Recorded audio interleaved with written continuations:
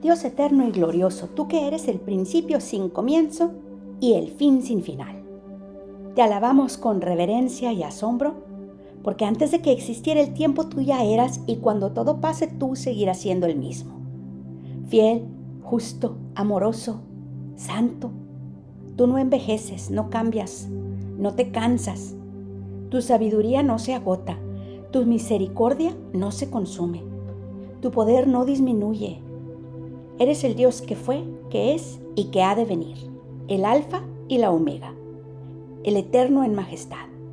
Te adoramos, Señor, porque nuestra vida es como un soplo, pero tú eres roca firme en todas las generaciones.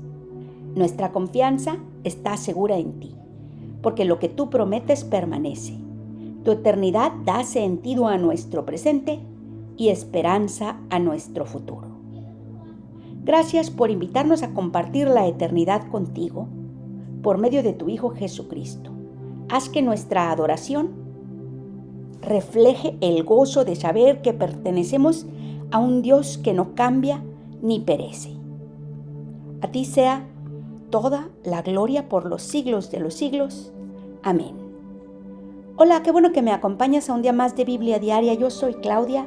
Hoy vamos a leer lo correspondiente al 25 de julio, que es segundo de Crónicas 14 al 16, Romanos 9, 1 al 24, Salmos 19 y Proverbio 20, versículo 1. Segundo de Crónicas 14 al 16. Abías murió y fue sepultado en la ciudad de David. Su hijo Asa lo sucedió en el trono. Durante su reinado, el país disfrutó de 10 años de paz. Asa hizo lo que era bueno y agradable ante el Señor su Dios. Se deshizo de los altares de dioses extranjeros y de los altares paganos en las colinas. Destrozó las piedras sagradas y derribó las imágenes de la diosa Aserá. Además, ordenó a los habitantes de Judá que adoraran al Señor, Dios de sus antepasados, y que obedecieran sus leyes y sus mandamientos. De este modo, Asa se deshizo de los altares paganos y de los altares de incienso que había en todas las ciudades de Judá, y durante su reinado hubo tranquilidad. Asa construyó en Judá ciudades fortificadas, pues durante estos años el Señor le dio descanso.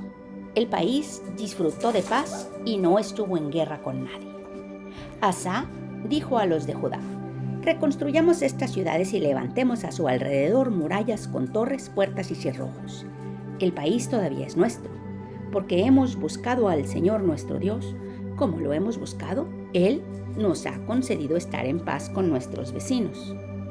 Y tuvieron mucho éxito en la reconstrucción de las ciudades. Asa contaba con un ejército de 300,000 soldados de Judá, los cuales portaban lanzas y escudos grandes.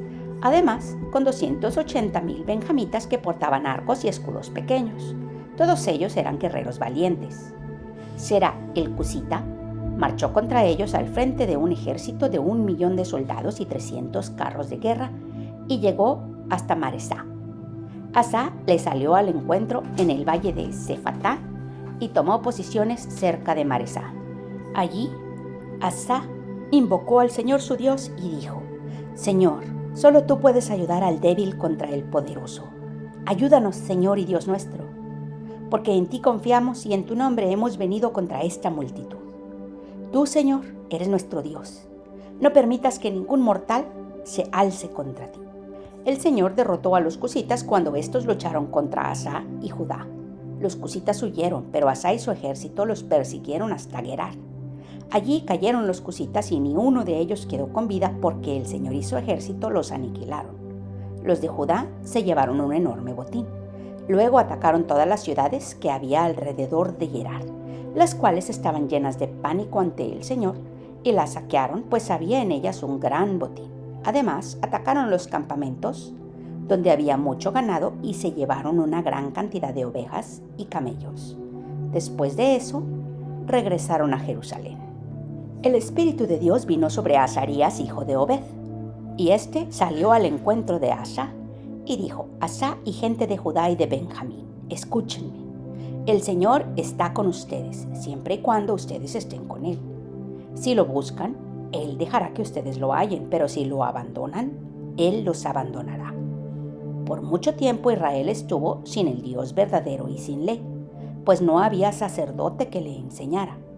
Pero cuando en su tribulación se volvieron al Señor Dios de Israel y lo buscaron, Él les permitió que lo hallaran.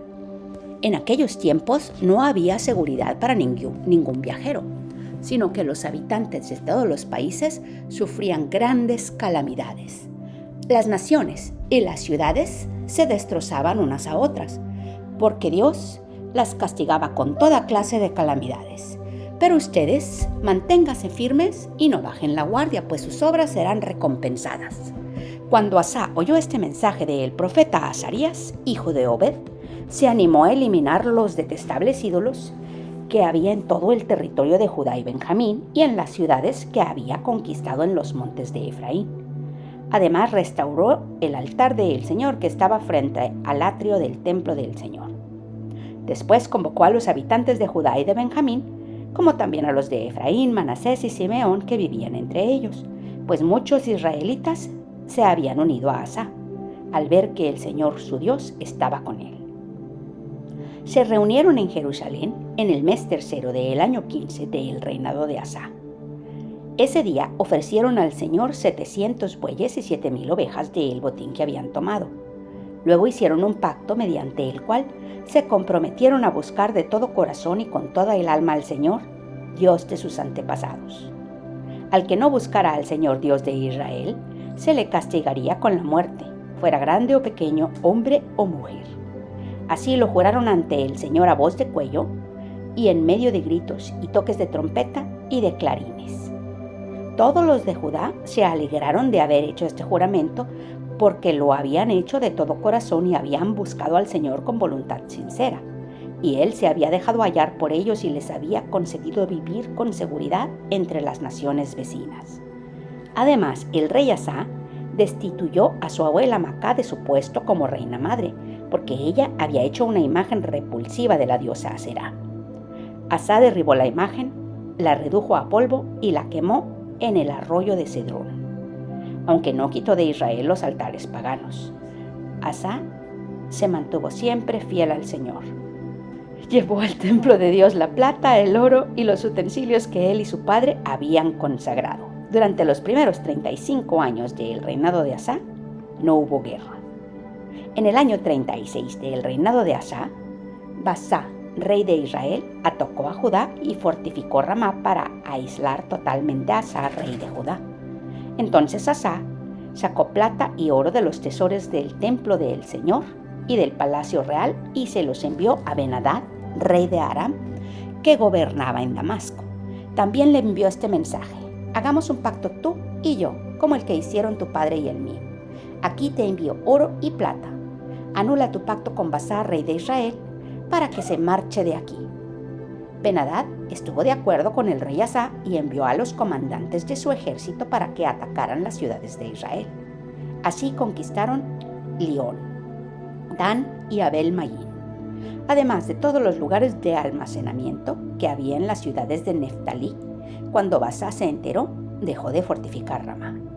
Entonces el rey Asá movilizó a todo Judá y se llevó de Ramá las piedras y la madera con que había estado fortificando aquella ciudad y fortificó más bien a Geba y Mizpa. En esa ocasión el vidente Hananí se presentó ante Asá, rey de Judá, y le dijo: por cuanto pusiste tu confianza en el rey de Aram, en vez de confiar en el Señor tu Dios, el ejército arameo se te ha escapado de las manos. ¿Acaso los cusitas y los libios no formaban un ejército numeroso y tenían muchos carros de combate y caballos? Sin embargo, el Señor los entregó en tus manos, porque en esa ocasión tú confiaste en Él. El Señor recorre con su mirada toda la tierra y está listo para ayudar a quienes le son fieles. De ahora en adelante tendrás guerras, pues actuaste como un necio. Asá se enfureció contra el vidente por lo que éste le dijo y lo mandó encarcelar. Al mismo tiempo, Asá oprimió también a una parte del pueblo. Los hechos de Asá, desde el primero hasta el último, están escritos en el libro de los reyes de Judá e Israel. En el año 39 de su reinado, Asá se enfermó de los pies y aunque su enfermedad era grave, no buscó al Señor, sino que recurrió a los médicos. En el año 41 de su reinado, Asa murió y fue sepultado con sus antepasados. Lo sepultaron en la tumba que él había mandado cavar en la ciudad de David y lo colocaron sobre un lecho lleno de perfumes y diversas clases de especias aromáticas, muy bien preparadas. En su honor encendieron una enorme hoguera. Romanos 9, 1 al 24. Digo la verdad en Cristo, no miento, mi conciencia me lo confirma en el Espíritu Santo. Me invade una gran tristeza y me embarga un continuo dolor. ¿Desearía yo mismo ser maldecido y separado de Cristo por el bien de mis hermanos, los de mi propio pueblo, el pueblo de Israel? De ellos son la adopción como hijos, la gloria divina, los pactos, la ley, el privilegio de adorar a Dios y el de contar con sus promesas. De ellos son los patriarcas y de ellos, según la naturaleza humana, nació Cristo, quien es Dios sobre todas las cosas. Alabado sea por siempre. Amén. Ahora bien, no digamos que la palabra de Dios ha fracasado. Lo que sucede es que no todos los que descienden de Israel son Israel. Tampoco por ser descendientes de Abraham son todos hijos suyos. Al contrario, tu descendencia se establecerá por medio de Isaac. En otras palabras, los hijos de Dios no son los descendientes naturales. Más bien se considera descendencia de Abraham a los hijos de la promesa. Y la promesa es esta: dentro de un año volveré y para entonces Sara tendrá un hijo. No solo eso, también sucedió que los hijos de Rebeca tuvieron un mismo padre, que fue nuestro antepasado Isaac. Sin embargo, antes de que los mellizos nacieran o hicieran algo bueno o malo, y para confirmar el propósito de la elección divina, no con base a las obras, sino al llamado de Dios, se le dijo a ella: el mayor servirá al menor. Y así está escrito: amé a Jacob, pero aborrecí a Esaú.